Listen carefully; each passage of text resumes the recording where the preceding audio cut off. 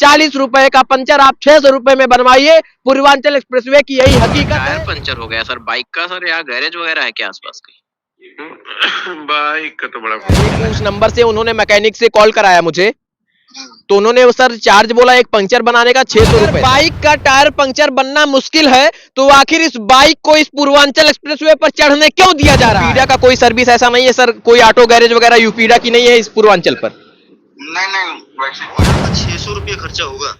जो गाड़ी बनवा रहा हूँ उसका पूरा का पूरा पैसा मैं देने के लिए तैयार हूँ।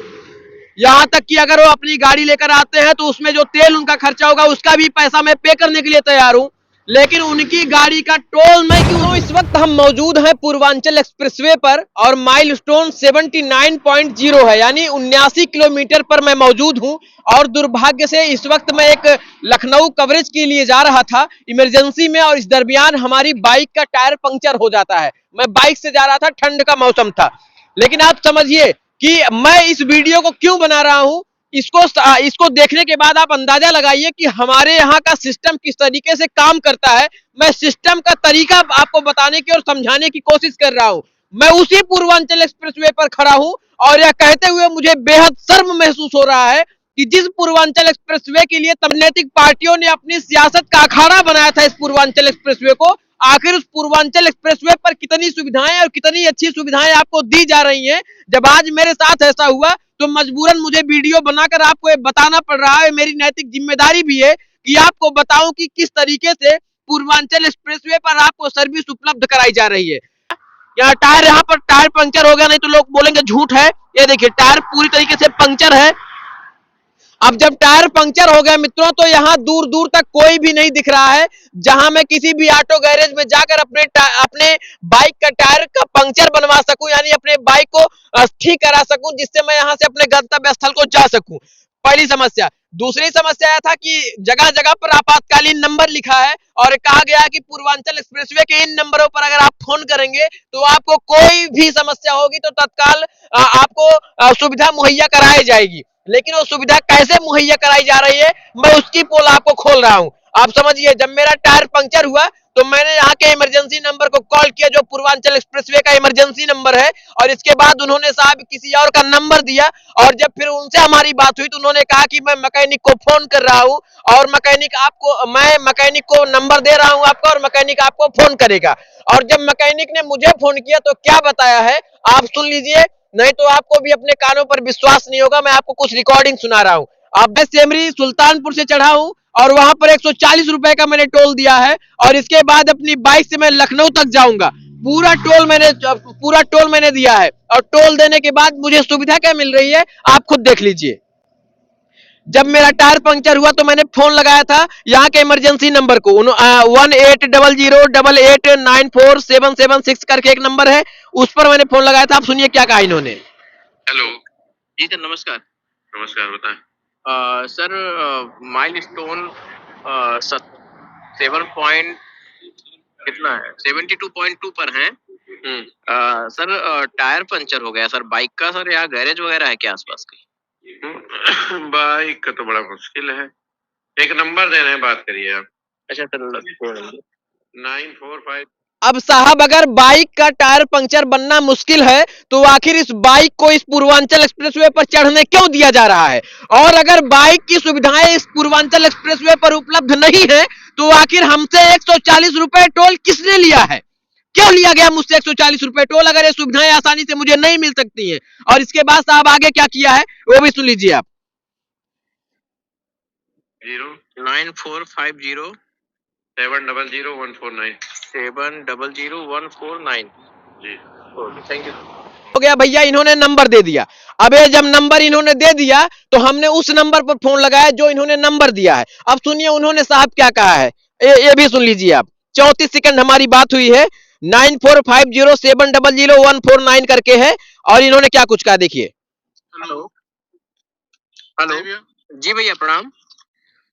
जी जी बताइए भैया। भैया ये पूर्वांचल एक्सप्रेसवे पर माइलस्टोन 72.2 पर है। जी जी। भैया बाइक का टायर पंक्चर हो गया सर, कोई है व्यवस्था क्या? बाइक का टायर मिल जाएगा 72.2। जी जी।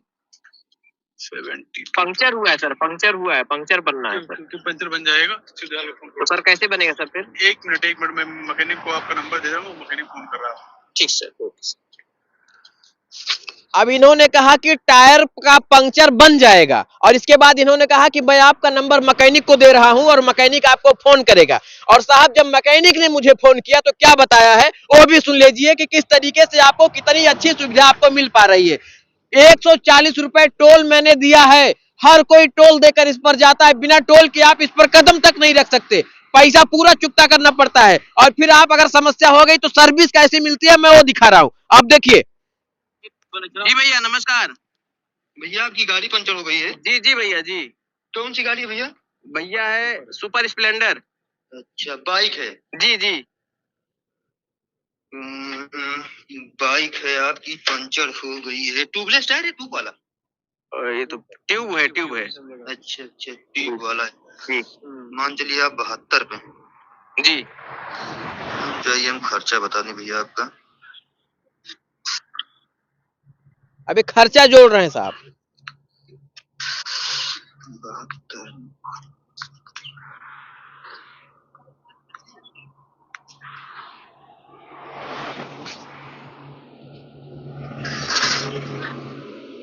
भैया आपका 600 रुपये खर्चा होगा। 600 रुपए? अरे भैया कहाँ से आ रहे हैं आप? भैया आपका 300 रुपये आने जाने को रहा है, प्लस आपका 95 रुपये टोल, 100 रुपये आपको पंचर बताया गया है। ताकि इसमें देखिए अब वहाँ पर 2 पंचर निकलेगा, 1 पंचर निकलेगा, 100 रुपये इसलिए बताया जाता भैया। डबल पंचर हो तो उसी में मैनेज हो जाए आपको। फिर कि पता क्या होता है, यूजर बोलता है भैया कि 85 रुपये बताए थे, अब डबल पंचर निकला तो फिर वही चीज दिक्कत हो जाती है ना, इसीलिए 100 रुपये बताया जाता भैया। और बाकी टोल का? हाँ बाकी भैया 200 रुपये टोल लगा है इसमें, जो गाड़ी आपके पास आएगी। हाँ। तो 300 रुपये गाड़ी के आने जाने का। अच्छा क्या करें भैया? अब जैसा आप बताएं भैया, देखिए जो ये छोटा हाथी है ना, इसी पे सारा सब सिस्टम सेट है भैया। अच्छा कॉल बैक हो जाएगा ना इस नंबर पर आपको? जी जी ठीक है भैया, मैं कॉल बैक करता हूँ। ठीक है। अब आप समझिए साहब, इन्होंने कहा कि 600 रुपए पूरा आपका खर्चा लगेगा, जिसमें से 95 रुपए उन्होंने जो टोल चुकता करेंगे वो मुझे देना होगा। और इसके बाद वो 300 रुपए कह रहे हैं कि जो गाड़ी आएगी जाएगी उसका खर्चा लगेगा, और इसके बाद जो हमारा पंक्चर बनाएंगे उसका खर्चा लेंगे। मेरे बात ये बिल्कुल भी समझ में नहीं आ रही है और बिल्कुल ये गले के नीचे नहीं उतर रही है कि फिर मुझसे 140 रुपए क्यों लिया गया, मुझसे 140 रुपए किस बात का टोल लिया जा रहा है। मुझसे पूर्वांचल एक्सप्रेसवे पर सफर करने के लिए चढ़ने से पहले साहब आपने कनपट्टी पर पिस्टल लगाने जैसा धमकी देते हुए 140 रुपए मुझसे टोल ले लिया। इसके बाद अगर मेरी गाड़ी पंक्चर हो जाती है तो इसके बाद भी अगर मैं अपनी सर्विस मांगता हूं तो मेरी सर्विस देने के लिए मुझे 95 रुपए का टोल फिर से मुझे देना पड़ेगा। इसके बाद 300 रुपए उनकी गाड़ी का तेल भी देना पड़ेगा। इसके बाद मुझे अपने पंक्चर का, ठीक है आप मेरे पंक्चर का ले लीजिए, गाड़ी का ले लीजिए, लेकिन टोल की क्यों ले रहे हैं आप? 140 रुपए अगर आपने मुझसे टोल का लिया है तो फिर आप सर्विस किस बात की दे रहे हैं? निश्चित तौर पर यह बात किसी को भी गले से नहीं उतरेगी। अगर नितिन गडकरी जी अगर आप ये वीडियो मेरा देख रहे हैं तो कृपया मुझे इस सवाल का, मेरे इस प्रश्न का जवाब दें। मैं आपसे जवाब मांग रहा हूं एक आजाद देश का आजाद नागरिक होने के नाते कि अगर हिंदुस्तान में मैं इसी टोल के लिए, इसी पूर्वांचल एक्सप्रेसवे पर सफर करने के लिए 140 रुपए का टोल देकर अगर मैं इस पूर्वांचल एक्सप्रेसवे पर चल रहा हूं और हेलो हेलो सर, मैं माइलस्टोन 72 से बोल रहा हूं। अभी जो मेरा टायर पंक्चर हुआ था, एक्चुअली सर मैं जब एक उस नंबर से उन्होंने मैकेनिक से कॉल कराया मुझे, तो उन्होंने सर चार्ज बोला एक पंक्चर बनाने का 600 रुपए सर। और जी सर आगे बताइए। तो सर 600 रुपए चार्ज अगर सर वो दे रहे हैं तो मैं सर 140 रुपए का टोल भी चुकता करके इस पूर्वांचल एक्सप्रेसवे पर चढ़ा हूं, और मुझे चार्ज में वो बता रहे हैं कि जो गाड़ी आएगी उसका 95 रुपए टोल मुझे चुकता करना पड़ेगा सर। सर पूर्वांचल एक्सप्रेसवे क्या टोल मतलब कोई भी सर्विस अगर हम मांगते हैं तो उसका भी चार्ज मुझे देना पड़ता है क्या? नहीं सर गाड़ी आएगी मैं समझ में आता, चलिए ठीक है गाड़ी का खर्चा मैं दे दूंगा, कोई बात नहीं, लेकिन सर टोल का, उनकी गाड़ी का टोल का भी मुझे ही देना पड़ेगा। हाँ वो लाते हैं कुछ अपना गाड़ी वाड़ी अपना, तो बाहर के रहते हैं ना, तो अपना उसका चार्ज इनसे लिया जाता है, वही लेते हैं ये लोग। तो सर यूपीडा का कोई सर्विस ऐसा नहीं है सर, कोई ऑटो गैरेज वगैरह यूपीडा की नहीं है इस पूर्वांचल पर? नहीं, वैसे कोई नहीं सर, ऐसा कोई प्रावधान भी नहीं है इस पर? नहीं, इसमें ये है कि ये वैसे प्राइवेट है, आपसे पैसा ले रहे हैं मोटरसाइकिल का, तो फिर फ्री यहाँ कोई चीज नहीं। अच्छा, मतलब सब कुछ ये जो सर्विस है ये प्राइवेट है, तो इस हिसाब से सर मुझे देना ही पड़ेगा उनको? हाँ, सबको अगर आपको काम करवा रहे हैं तो पैसा। हाँ, ये है कि आप कितने किलो 82 पे हैं और कहाँ से आने के लिए कह रहे हैं? सर जैसे मैं 79 पर हूँ 79 और यहाँ से मुझे लखनऊ जाना है। तो कह दीजिए 82 से आए, 3 किलोमीटर हुआ, 30 रुपया आने का, 30 रुपया जाने का, 60 रुपया हुआ, फिर आगे। तो सर प्रॉब्लम ये है ना सर कि वो मैंने उनसे बोला तो वो कह रहे हैं कि 300 रुपए गाड़ी का चार्ज उनका लगेगा, 95 रुपए उनकी गाड़ी का टोल लगेगा, वो मुझे देना होगा, और प्लस मान लीजिए वो जो पंक्चर बनाएंगे तो मैं देने के लिए तैयार हूँ। तो सर फिर 140 रुपए जो टोल मैंने दिया है सर, उस किस बात के लिए मैंने दिया है? नहीं, टोल दिया है आपने गाड़ी चलाने के लिए उसकी एक्सप्रेस वे पे। अच्छा, केवल गाड़ी चलाने के लिए? हाँ, और क्या, आप मतलब पुरानी गाड़ी लेके आइए और खराब कर दीजिए तो यहाँ मना के थोड़ी कोई देगा। नहीं, खराब नहीं करना है सर। आपातकालीन सेवा में मान लीजिए हमको चोट ही लग जाती तो कोई डॉक्टर अगर आपकी तरफ से यूपीडा से आते तो क्या पट्टी करने का पैसा? तो हमारे यहाँ गाड़ी लगी हुई है, वो उठा के आपको CSC ले जाके छोड़ देगी।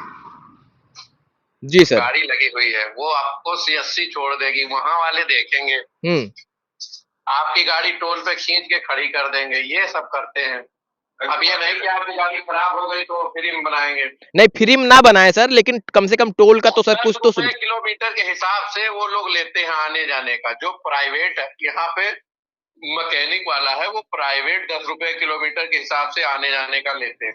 अरे सारी बातें हैं, लेकिन बिल्कुल भी मेरे बात ये समझ में नहीं आ रही है कि अगर कोई इंसान यहाँ से अचानक जा रहा है इस सर्विस इस पर अगर 140 रुपए में टोल दे रहा हूँ, तो सर ये बता रहे हैं कि केवल इस पर चलने का टोल दिया जा रहा है, केवल चलने का टोल।